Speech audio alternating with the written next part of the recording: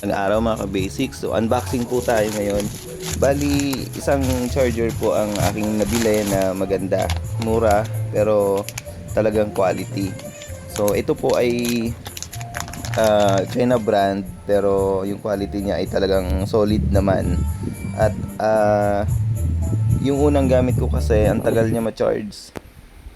Pero ito ay fast charger siya, kaya hindi madaling masira yung phone mo. Yung dati ko kasi nasira yung battery ng phone ko dahil kumbaga pag nagbabiyahe halos buong oras ay naka-plug in.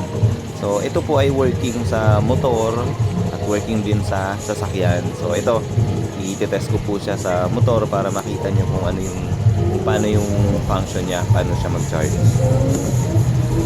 Ito, ang indicator niya ay naka-supercharge siya, supercharging. Ibig sabihin, naka-fast charger din siya.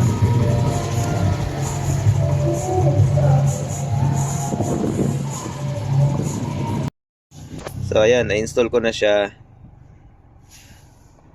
Kung mapansin mo lang, medyo nakalitaw siya kasi mahaba ng konti. Compare dito sa dati, maikse. Ayan.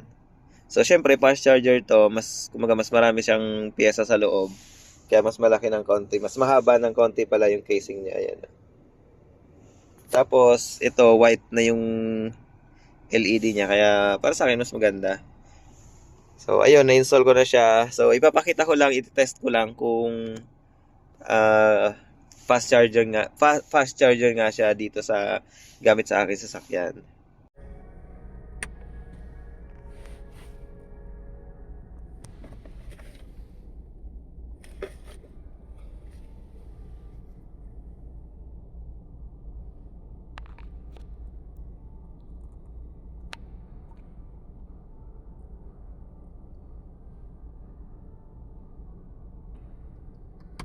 Confirm na fast charger nga siya, at ang maganda dito ay napakamura lang niya sa market.